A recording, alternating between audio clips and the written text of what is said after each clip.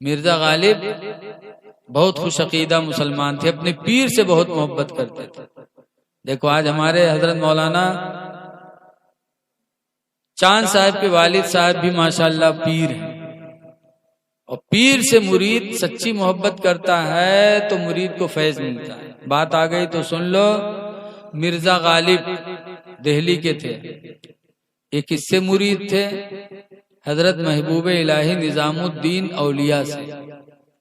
ایک مرتبہ ایک نوجوان آدمی محبوب الہی کی بارگاہ میں گیا اور کہا حضور میں غریب ہوں، میری بچی جوان ہے، شادی کے لائق ہے، سہارا کچھ بھی نہیں، اسباب کچھ بھی نہیں، میری مدد کر دو کہ میری جوان بچی کا نکاح ہو جائے۔ محبوب الہی کہتے بیٹا رکو، میرے پاس تو کچھ نہیں ہے، کوئی مرید آئے گا مسافہ ملائے گا، نظر و نیاز دے گا تو میں تم کو دے دوں گا۔ وہ بیچارہ بیٹھ گیا، ایک دن رہا، 2 دن رہا، 3 دن رہا، 1 ہفتہ گزر گیا، اللہ کی مرضی کہ کوئی مرید نہیں آیا کہ حضرت سے مسافہ ملائے دے تو حضرت اس کو دے دے۔ 1 ہفتہ ہو گیا تو غصہ ہونے لگا، کہا 1 ہفتہ سے آپ ٹکائے ہیں، میری بچی کی شادی کا وقت بالکل قریب ہے، آپ کچھ دیے بھی نہیں۔ تو کہا بیٹا دیکھ رہے ہو کوئی آنے والا آیا ہی نہیں کہ مجھے دے تو میں تمہیں دے دوں، ٹھیک ہے میری جوتیاں ہیں لے جاؤ اس کو بیچ لو۔ تو ہم جیسے ہوتا آدمی تو غصہ ایک چلاوت کی یہ جوتی کتے بکائی جائے، پران جوتی، لیکن اللہ کو جب کسی کو دلانا ہوتا ہے تو اللہ دل بدل دیتا ہے۔ تو اس نے محبوب الہی کی دونوں جوتیوں کو لے لیا اور دونوں جیب میں رکھ لیا اور پیدل گھر روانہ ہو گیا۔ جا رہا تھا، چلتے چلتے رات ہوئی تو راستے میں مسافر خانہ ملا، تو رات گزارنے کے لیے وہ نوجوان اسی مسافر خانہ میں چلا گیا۔ اللہ کی مرضی مرزا غالب دہلی کے رہنے والے جو محبوب الہی کے مرید تھے، مرزا غالب بہت بڑے شاعر تھے جیسے ہمارے ہلچل صاحب۔ وہ مرزا غالب گئے تھے کسی بادشاہ کی دربار میں قصیدہ سنانے، اور قصیدہ سنایا تھا تو بادشاہ نے ہیرے جواہرات سونا چاندی مرزا غالب کو انعام میں اتنا دیا کہ مرزا غالب کو ایک گھوڑے پہ لادنا پڑا۔ بادشاہ لوگ جو چاہتے دے دیتے تھے، پہلے گھوڑے پہ لاد کر مرزا غالب دہلی واپس آ رہے تھے۔ اتفاق سے اسی مسافر خانہ کے دروازے سے گزر ہو رہا تھا تو مرزا غالب کو اپنے پیر محبوب الہی کے جوتے کی خوشبو مل گئی۔ یہ تھی عقیدت، خوشبو ملی محبوب الہی کی۔ تو مرزا غالب اپنے ساتھی سے کہتے ہیں گھوڑا روکو، مجھے یہاں اپنی پیر کی بو آ رہی ہے۔ لوگوں نے کہا آپ کے پیر تو دہلی میں ہے، کہا نا مجھے میرے پیر کی بو آ رہی ہے، روکو۔ روکا گھوڑا، مسافر خانہ کے اندر گئے مرزا غالب اور پوچھتے ہیں یہاں کوئی دہلی کا بھی مہمان ہے؟ کہا ہاں۔ وہ لیٹا ہے، وہاں قریب گئے، کہا دہلی سے آ رہے ہو؟ کہا ہاں۔ کہاں سے؟ کہا محبوب الہی کے یہاں سے۔ کہا کیوں؟ بتایا کہ لڑکی کی شادی تھی، مانگنے گیا تھا، 1 ہفتہ روکے رہے، کچھ نہیں دیا، چلنے لگا تو اپنی جوتی اٹھا کر دے دیا۔ تو کہا جوتیاں کہاں ہیں؟ تو نکالا دونوں جیب میں سے ایک جوتی۔ تو مرزا غالب نے کہا بیچو گے؟ کہا کوئی پرانی جوتی بھی لیتا ہے؟ کہا ہم لیں گے۔ تو کہا لے لو۔ کہا پیسہ بولو؟ تو کہا جو دینا ہو دے دو۔ تو مرزا غالب کہتے ہیں کہ سنو، میں گیا تھا بادشاہ کے دربار میں قصیدہ سنانے، مجھے انعام میں ہیرے جواہرات سونا چاندی ملے ہیں جو گھوڑے پہ لدے ہوئے ہیں، تم ان جوتوں کو ہمیں دے دو اور اس کے بدلے میں ہیرے جواہرات سونا چاندی سے لدا ہوا گھوڑا سب تم لے لو، اور میرے پیر کی جوتیاں دونوں دے دو۔ تو وہ نوجوان ناراض ہوا، کہا کیا مجھ غریب کا مذاق اڑاتے ہیں؟ انہوں نے اڑایا، شادی کے لیے مدد مانگنے گیا تھا، پرانی جوتی دے دیا، انہوں نے مجھ غریب کا مذاق اڑایا، تم بھی مذاق اڑا رہے ہو۔ مرزا غالب کہتے ہیں خدا کی قسم میں نے خرید لیا تمہاری جوتیوں کو، لے جاؤ۔ مرزا غالب نے ہیرے جواہرات سونا چاندی سے لدا ہوا گھوڑا اس غریب آدمی کو دے دیا۔ اور اپنے پیر محبوب الہی کی جوتیوں کو لیا، پھر امامہ باندھے تھے، امامہ کھولا، ٹوپی لگائی، ٹوپی کے اوپر دونوں جوتیوں کو رکھا، اس کے بعد اوپر سے مرزا غالب نے صافہ باندھا اور باندھ کر کے دہلی آئے، گھر نہیں گئے، پہلے اپنے پیر کے دربار میں گئے۔ محبوب الہی نے دیکھا تو مسکرا کے کہا، غالب تم نے میری جوتیوں کو بہت سستے میں خرید لیا؟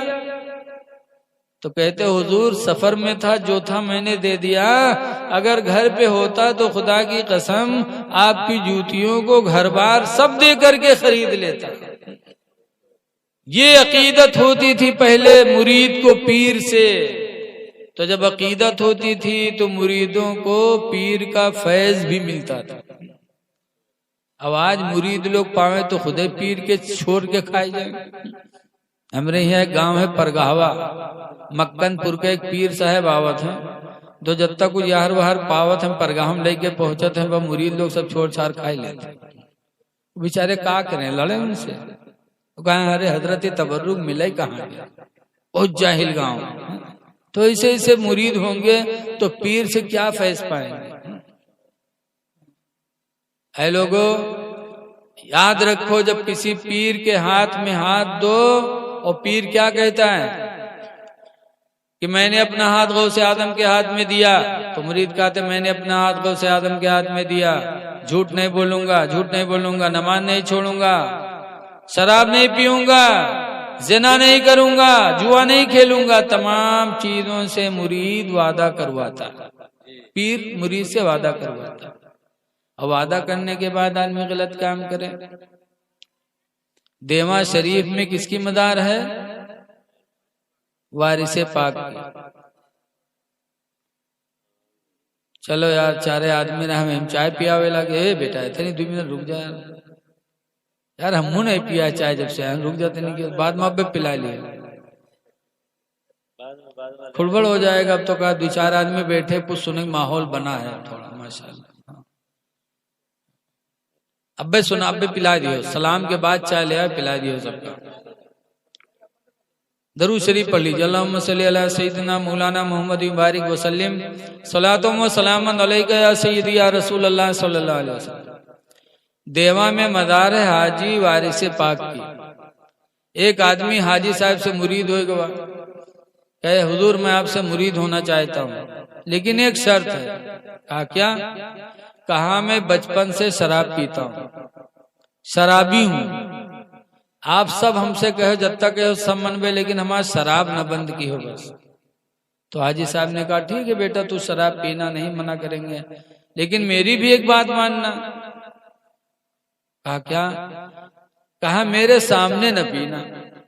تو اس نے کہا ٹھیک ہے آپ کے سامنے نہیں پیوں گا، اور وہ حاجی صاحب کے ہاتھ پہ مرید ہو گیا۔ حاجی صاحب نے اجازت دے دیا ٹھیک ہے شراب تم پینا، لیکن میرے سامنے نہ پینا۔ وہ وعدہ کر کے چلا گیا۔ اب پہلے پیتا تھا تو افسوس کرتا تھا کہ گناہ کر رہا ہوں، لیکن اب حاجی صاحب اجازت دے دی تو اب دل شیر ہوئے گا ہوگا۔ اب گوا بڑھیا شراب کی دکان پر شراب خریدی، سوچے سب تو گناہوں نہ پڑی، پیر صاحب بتائے دی انہیں۔ تو شراب کی بوتل خریدا اور خرید کر اس کی ڈھکنی کھولا اور پینے جا رہا تھا کہ حاجی وارث پاک سامنے کھڑے ہو گئے۔ جب سامنے کھڑے ہو گئے تو پھینک دیا، وعدہ تھا نا کہ سامنے نہیں پیئیں گے، پھینک دیا۔ حاجی صاحب چلے گئے، پھر اس نے جا کے خریدا، اور خریدنے کے بعد شہر سے باہر گیا، کھیت میں گیا کہ دیکھ جہاں حاجی صاحب کا پہنچنا ہو، باہر گیا کھیت میں، ادھر ادھر دیکھا کوئی نہیں، تب شراب کی بوتل کی ڈھکنی کھولی اور ڈھکنی کھول کر منہ کے قریب لے کے جا ہی رہا تھا کہ حاجی وارث پاک سامنے حاضر ہو گئے۔ جیسے دیکھے وہ پھر پھینکے، پھر چلا، پھر گوا خریدی، اور خرید کے کہیس کہ اب نہ بازار میں پیوے نہ باہر پیوے، اب گھر میں پیوے، وہاں تو نہ ملی ہے۔ گھر میں لے کر کے گیا، کھانا پینا کھائے، بچے کھائے، سب لوگ سو گئے، دروازہ بند ہو گیا۔ جب دروازہ بند ہو گیا تب اس نے شراب کی بوتل اٹھائی، سوچا بھی بند گھر میں تھوڑو ہے جی، بڑے آرام سے ڈھکنی کھولی اور کھول کر کے جیسے پینے چلا، بند گھر میں حاجی واری سے پاک پھر سامنے کھڑے ہو گئے اور فرماتے بیٹا نہیں مانے گا تو پھینکا۔ اور صبح ہوئی پھر حاجی صاحب کے پاس گیا، کہنے لگا حضور میں آپ کے ہاتھوں پہ توبہ کرنے آیا ہوں کہ میں اب شراب بھی نہیں پیوں گا۔ تو حاجی صاحب نے کہا کیوں نہیں پیے گا بیٹا، میں نے منع تھوڑی کیا ہے، میرے سامنے نہ پینا۔ تو کہتا حضور کوئی زمین خدا کی ایسی ہے ہی نہیں جہاں تم موجود نہ ہو، ہر جگہ تم موجود ہو، تو میں پینے کے لیے کہاں چلا جاؤں، خدا کی زمین چھوڑ نہیں سکتا، جب ہر جگہ ہو تو میں کہاں پی لوں۔ سچے دل سے اس نے توبہ کیا تو اللہ کا نیک بندہ بن گیا۔ اے لوگو شراب بہت بری چیز ہے۔ قرآن کریم میں اللہ تعالیٰ نے فرما دیا انما الخمر والمیسر رجس، بے شک شراب اور جوا دونوں گندگی ہیں، من عمل الشیطان، یہ دونوں شیطان کے کام ہیں، انسان کے کام نہیں ہیں۔ آج ہی میں ککرا ٹیکسی پہ بیٹھا تھا، ایک ہندو عورت بیچاری کھڑی تھی، جوان تھی، تو دو عورتیں بات کر رہی تھی، تو اس نے کہا بی پی ہے مجھے، تو ہم نے کہا تمہاری بٹیا عمر اتنی بی پی؟ تو ہندو تھی، کہنے لگی حافظ جی کہا کری آدمی ہمارا دروا ہے اور دارو پی لیتے تو مارت ہے پیٹت ہے، گھر میں کچھ نہیں ہے، بٹیا ہے، نمک نہیں ہے، مرچا نہیں ہے۔ حافظ جی اسی سوچ میں زندگی میری برباد ہو رہی ہے، فوراً وہ بچی رونے لگی۔ بتاؤ، یہ بھی کہتی ہے کہ دو بچیاں ہیں، بڑی ہو گئی ہیں، کوئی رشتہ بھی نہیں آ رہا ہے، کہ وہ دروہا ہے، دروہا کے گھر کے بٹیا ہم کر لی، تو گھر میں ہے بھی کچھ نہیں اور دو بچیاں ہیں جن کا رشتہ نہیں آ رہا ہے۔ پتا چلا شراب ایک ایسا شیطانی کام ہے کہ اس کو اپنانے والا نہ دنیا میں کبھی سرسبز ہو سکتا، نہ آخرت میں سرسبز ہو سکتا۔ اس لیے لوگوں شراب میں شفا بھی نہیں ہے، صحت بھی نہیں ہے۔ کوئی سوچے کہ ہم شراب پی کر کے صحت مند ہو جائیں گے، اللہ تعالیٰ نے نجس چیزوں میں شفا رکھا ہی نہیں ہے۔ اس لیے ہم کو آپ کو چاہیے کہ ان بری چیزوں سے بچیں۔ مدینہ پاک میں ایک مسلمان کی دکان تھی شراب کی، کب؟ جب شراب حلال تھی، پہلے شراب حلال تھی، دکان تھی مدینہ منورہ میں۔ گئے ملک شام، 7 اونٹوں پہ شراب لاد کر لائے بیچنے کے لیے، اور جیسے مدینے کے قریب پہنچے تو پتا چلا کہ قرآن کی آیت نازل ہو چکی ہے، شراب اور جوا دونوں حرام ہو گئے۔ تو گئے حضور کے پاس پوچھنے لگے کیا حضور شراب حرام ہو گئی؟ حضور نے فرمایا ہاں حرام ہو گئی۔ تو انہوں نے کہا میں بیچنے کے لیے ملک شام سے 7 اونٹوں پہ لایا ہوں، حرام ہو گئی ہے، میں پیوں گا نہیں، لیکن بیچ سکتا ہوں کہ نہیں؟ حضور فرماتے اذا حرم شربہ، جب اس کا پینا حرام کر دیا گیا، فحرم بیعہ، تو اس کا کاروبار بھی حرام ہو گیا۔ جب پینا حرام تو اس کا بیچنا حرام۔ بہت سے مسلمان شراب آج بیچتے ہیں، ان سے کہو تو کہتے ہیں تو میرا دھندا ہے۔ معاذ جس چیز کا اسلام میں استعمال حرام ہے، اس چیز کا کاروبار کرنا بھی حرام ہے۔ اس چیز سے ہم اور آپ اپنے آپ کو بچائیں، صاف ستھرا رہیں، اللہ سے دعا کریں کہ اللہ تعالی زندہ رکھے تو ایمان پر ثابت قدم رکھے، اور اللہ موت دے تو ایمان کی موت عطا فرمائے۔ سب سے بڑی دولت ہے ایمان پر خاتمہ ہونا۔ اسی لیے حضرت امام اعظم ابو حنیفہ ہم سب کے امام ایک دن تقریر کر رہے تھے اسے، تو ایک بوڑھیا اپن چھگڑی لے کے پہنچ گئے اور وہ چھگڑی کے داڑھی نکلی رہا ہے، تو کہ امام اعظم یہ بتاؤ تمہاری داڑھی بڑھیا ہے کہ ہمارے بکری کے داڑھی بڑھیا ہے؟ تو امام اعظم فرماتے ہیں اے بوڑھی ماں، اگر میں ایمان پر دنیا سے گیا تو میری داڑھی تمہاری بکری کی داڑھی سے کئی گنا افضل ہے، اور خدا نہ کرے اگر میں بے ایمان ہو کے دنیا سے گیا تو تمہاری بکری کی داڑھی میری داڑھی سے اچھی ہوگی۔ پتا چلا چاہے داڑھی ہو چاہے نماز روزہ ہو، سب کی قبولیت کا دار و مدار ایمان ہے۔ ایمان اچھا ہے تو اعمال قبول، اور ایمان اچھے نہیں تو اعمال برباد ہے۔ اللہ تعالی